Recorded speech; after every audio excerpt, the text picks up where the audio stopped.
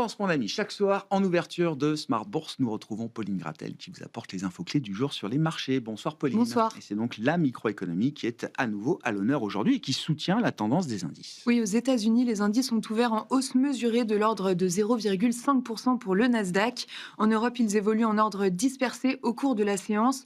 Le FTSE et le DAX sont en léger repli. En France, le CAC 40 gagne 1% encore aujourd'hui, poursuivant ainsi son rebond entamé hier. Il évolue au-delà de 8100 points. Le risque politique en France n'a pas augmenté ces dernières heures. Il a même peut-être été un peu réduit avec ces débats à l'Assemblée nationale sur ces deux motions de censure. Et le CAC 40, je le disais, surperforme à nouveau aujourd'hui en Europe. Oui, le gouvernement de Sébastien Lecornu échappe à deux motions de censure aujourd'hui, celle du RN et celle de LFI, puisque les membres du Parti socialiste n'ont pas apporté leur soutien.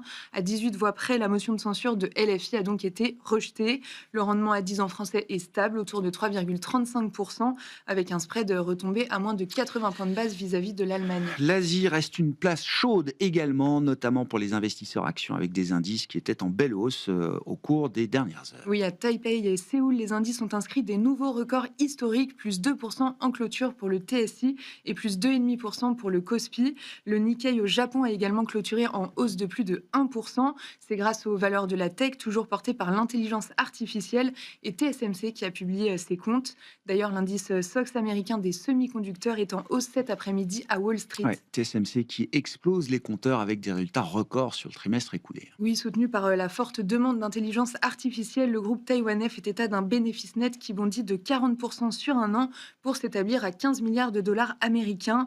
Le chiffre d'affaires du fournisseur de Nvidia et AMD bondit lui aussi de 30% à plus de 30 milliards de dollars. Le titre progresse de 3%. Salesforce aux États-Unis bondit de 8% dans les premiers échanges à Wall Street. Oui, la société prévoit en effet une croissance plus rapide dans les années à venir de son chiffre d'affaires. Salesforce attend désormais un chiffre d'affaires de 60 milliards de dollars en 2030 et annonce aussi un programme de rachat d'actions de 7 milliards de dollars. Et puis toujours aux États-Unis, United Airlines cède en revanche 2% à l'ouverture. Oui, le bénéfice net de United Airlines a chuté ce trimestre par rapport à l'année dernière, mais le chiffre d'affaires est en hausse grâce à une fréquentation soutenue qui devrait se renforcer au quatrième trimestre. D'autres résultats étaient attendus en France, avec ceux notamment de Pernod Ricard. Le chiffre d'affaires de Pernod Ricard recule de plus de 14% au premier trimestre de son exercice décalé 2025-2026.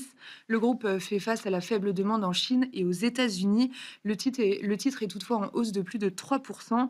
Aux antipodes, la FDJ cède 4%, sanctionnée pour avoir publié un chiffre d'affaires inférieur aux attentes et a baissé sa prévision annuelle. Et puis on notera la belle réaction du titre Sartorius Stedim, aujourd'hui en tête du SBF 120. Oui, le titre s'envole de plus de 10% au cours de la séance après avoir révisé à la hausse ses perspectives annuelles de croissance. Sur les 9 premiers mois de l'année, l'entreprise fait état d'excellentes performances. Quel sera le programme à l'agenda demain pour les investisseurs, Pauline? Les investisseurs arbitreront demain les résultats d'Essilor-Luxottica publiés ce soir après la clôture. D'ailleurs, le titre est actuellement en tête du CAC 40 en hausse de plus de 2%. Demain, on regardera les résultats de American Express et côté Macron, on attend l'inflation de la zone euro pour le mois de septembre en seconde lecture. Tendance, mon ami, chaque soir en ouverture de Smart Bourse, Pauline Gratel vous apporte les infos clés du jour sur les marchés.